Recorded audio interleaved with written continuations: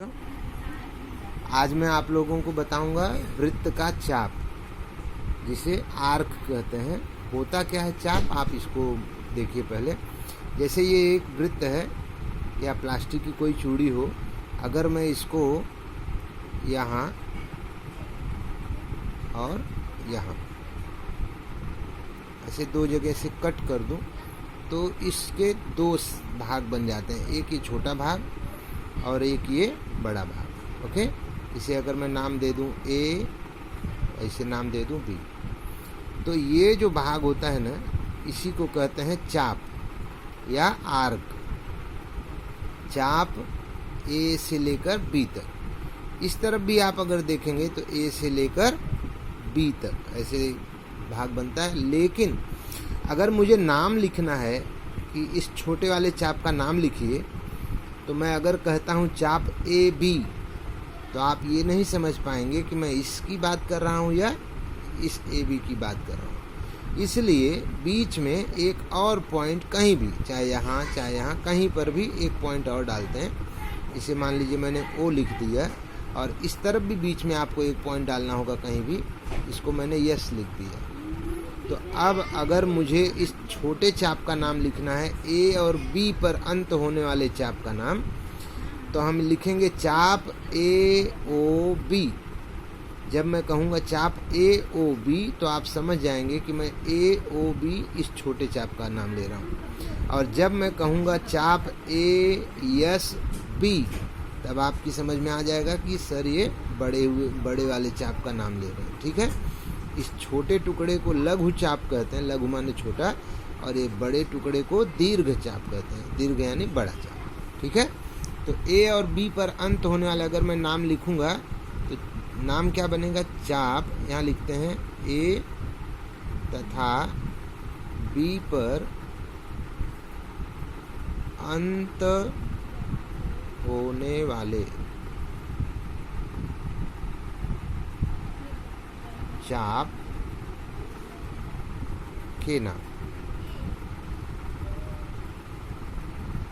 क्या होगा, पहला देखिए, चाप जब ए और बी पर अंत हो रहे हैं तो ये आप ध्यान रखिएगा कि शुरू में ए और लास्ट में बी, आपको इसी तरह ए और बी ही रहेंगे। इसका नाम होगा चाप ए ओ बी, ए ओ बी। ठीक है, ए और बी पे अंत हो रहे हैं। और दूसरा एक नाम बनेगा चाप ए यस बी। यहाँ नंबर 2 डाल के लिखेंगे चाप ए यस बी। ओके, इसी तरह से यस और ओ, ये जो 2 पॉइंट देख रहे हैं आप, ये भी इसको 2 भागों में बांटते हैं। ये एक भाग ये हो गया, एक भाग ये हो गया। तो अगर मैं यस और ओ पर अंत होने वाले चाप का नाम पूछूंगा तो नाम क्या बनेगा, चाप यस ए ओ, ये एक चाप बनेगा। और इस तरफ से जब आप नाम लेंगे तो लिखेंगे चाप यस बी ओ, इस तरह से। ठीक है, अच्छा एक चीज़ और बता दूं, अगर बीच में कुछ और भी पॉइंट हो, जैसे यहाँ पर यल है, यहाँ पर यम है, एक वृत्त के ऊपर तो बहुत सारे नाम हो सकते हैं ना।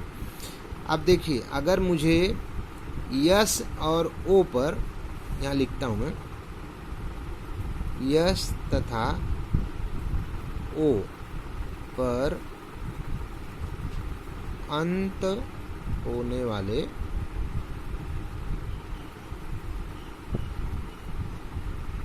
चाप के नाम।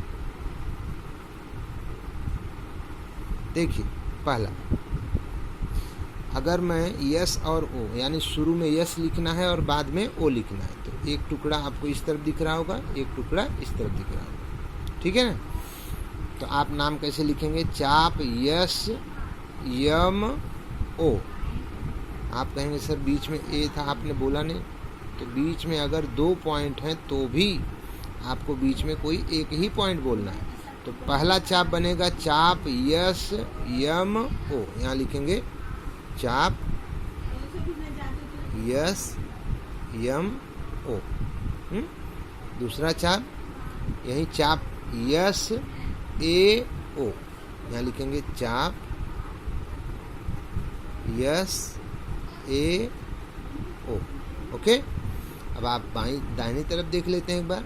इसका नाम जब बोलोगे तो चाप यस यल ओ लिख सकते हैं। यहाँ लिखेंगे 3 नंबर,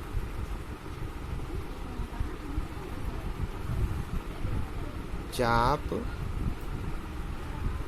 यस यल ओ, यस यल ओ। अंत हो रहा है यस और ओ पर, तो यस और ओ लास्ट में ही बोलने हैं। अब एक बार हम बी को भी बीच में रख लेते हैं, तो नाम क्या होगा, चाप यस बी ओ। यहाँ 4 नंबर डाल के चौथा नाम लिखेंगे, चाप यस बी ओ। ओके, इसी तरह से आगे वाला जो प्रश्न संग्रह है वो मैं आपको भेजता हूँ, उसमें चापों के नाम लिखने हैं। और इसी के साथ हमारा ये प्रथम सत्र यानी फर्स्ट सेमेस्टर का पोर्शन कंप्लीट होता है। ठीक है ना। अब मैं अगले वीडियो से आपका रिवीजन शुरू करवाऊँगा, क्योंकि फर्स्ट सेमेस्टर का एग्ज़ाम भी नज़दीक है। Okay, thank you.